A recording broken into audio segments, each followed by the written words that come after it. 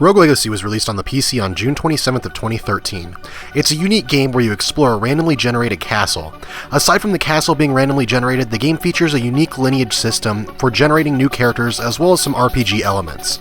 The game could probably be most easily compared to a Metroidvania-style game, despite it being called a roguelike. In late August of 2013, it was announced that the game would be ported to the Vita, PS3, and PS4 in 2014.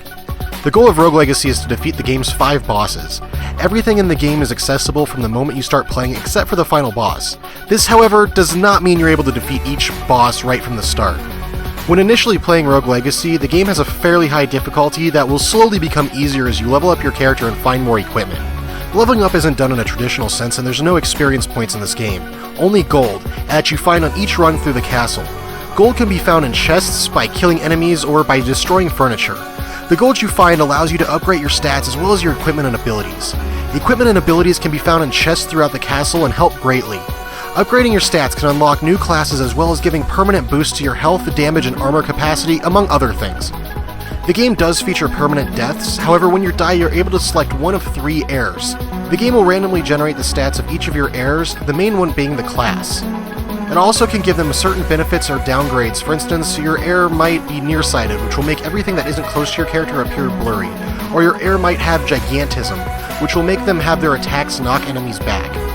There are numerous combinations that you can end up with each time you spawn a new heir, and picking the best combination will help determine your success that you'll have on your next castle run. The castle consists of 4 distinct areas: the dungeon, the tower, the jungle, and the castle. Each of these areas are in the same general location every time. You'll always start in the castle, and if you go up, you'll eventually end up in the tower. If you go down, it'll take you to the dungeon, and if you go right, you'll end up in the jungle. Each area has its own boss that you must level up in order to defeat. Your gold from your last run-through will persist through death, allowing your heir to upgrade some of their stats if you're able to get enough gold on your last run. This persisting gold and stats through death makes the game feel more like a Metroidvania than it does a roguelike. Each time you enter the castle, you'll have to pay the Grim Reaper all of your gold as an entry fee, so you won't be able to save up gold through multiple runs. This stresses perfection with each run of the castle, making it so you want to get more and more gold each run through. The gold not persisting through death can make the game feel extremely grindy at times, especially near the end of the game once your character has become around a level 100. You'll have to clear out the castle, jungle, and tower on almost every single run-through to unlock something new because the stats and items have become so expensive. Luckily, because dying is such an important aspect of the game, it doesn't feel like you're being punished when you die. However, having to do run-throughs over and over again to upgrade stats can get a little old even with the castle being randomly generated.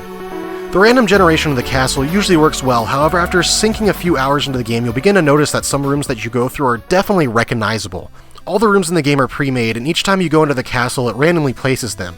This means while the castle is random, you'll start to see rooms over and over again the more you play the game. There are special rooms sprinkled throughout the castle which can give you some nice bonuses. The most common 2 rooms are ones where you have to reach a chest without either taking damage, or rooms where you have to defeat all the enemies to open the chest. These rooms usually feature a fairly high difficulty and make you really work for your reward. Graphically, Rogue Legacy is charming looking with retro-inspired HD visuals. The environments, while not necessarily being diverse looking, are all pretty good, and the game features a large number of various enemies you'll be fighting all the time, and they look pretty cool as well.